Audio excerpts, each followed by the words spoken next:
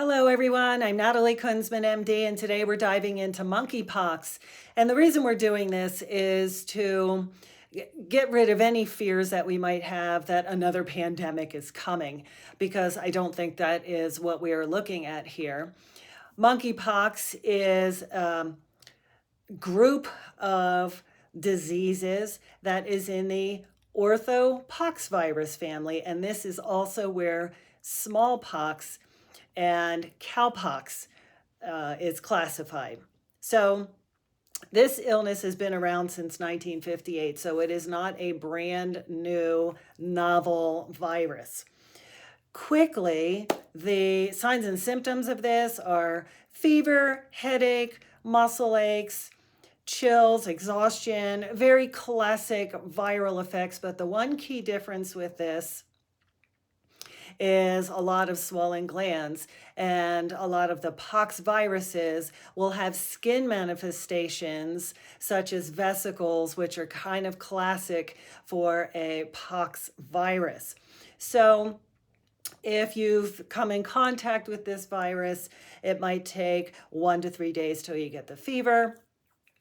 And then the rash might begin with typically around the face and upper parts of the body. Most times they're going to be what we call vesicles, and if there is pus in them, we will call them pustules, and as they are resolving, they will be scabby. Now, the illness itself may last up to 2 to 4 weeks, and I will tell you that most times this virus is on the mild side, especially as we compare it to smallpox, which is what we are familiar with in our history. Now, the reason I don't think we're going to get a pandemic with this is the transmission actually comes from close contact of the respiratory particles, or if some of the fluid in the vesicles becomes airborne. But one of the key differences here between this virus and the one we have just been getting over with the pandemic is you need large respiratory droplets that house the virus to actually get transmitted with the disease. And some of the small spray of the respiratory particulates that you might have in casual contact in a room will not be dense enough to carry the virus. So this really is a direct people-to-people intimate contact type of spread. And if there's anything we learned in this previous pandemic is avoiding those who are sick, especially in this particular case with monkeypox, will be plenty to stay healthy and well.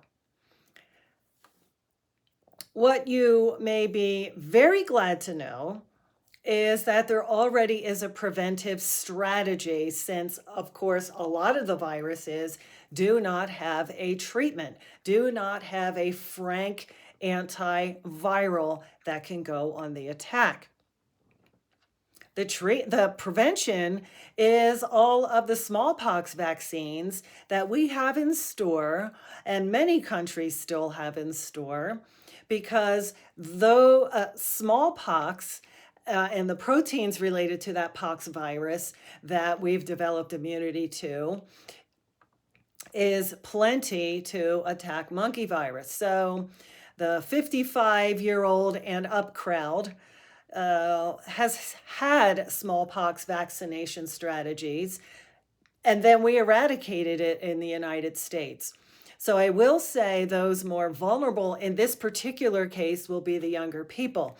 Now, the 0 to 8-year-old age bracket are a little bit more of the higher risk individuals to having more of the severe disease.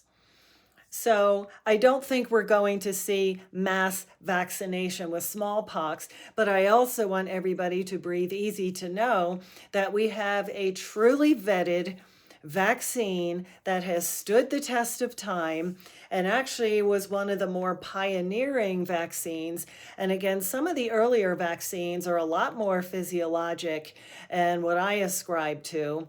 Again, messenger RNA technology is not a vaccine. So I have taken that to task in previous discussions, and I have frank opinions about that and its emergency use issues. But when it comes to the smallpox vaccine, that is a true vaccine. A little bit of illness in the body can recognize that illness, mount an attack against it, such that if the virus and the illness is seen again, the body knows exactly what to do with it. So it has been vetted. It has nearly eradicated this in the United States. And its safety profile has been tremendous throughout the years. Okay, so we have a preventive strategy. As far as a true antiviral treatment is concerned, there is not one specific to the monkeypox, and that is just to reiterate what I previously stated, but there is for smallpox.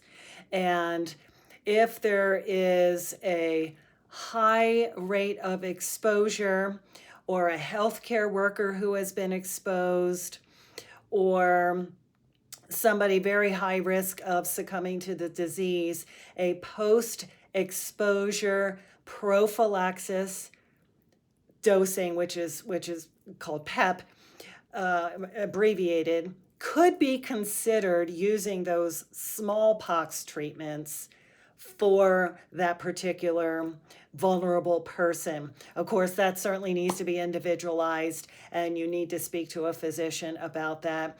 And speaking of physician, I need to give fair warning that even the veterinarians need to pay close attention, because it is felt that most mammals could be at risk for contracting monkey virus. Okay, just as I wanted to say, the average person is not going to succumb to the disease. A lot of us have been smallpox immunized. Smallpox has been eradicated, but we have a large stash of smallpox vaccinations, and part of that was potentially to protect from any bioterrorism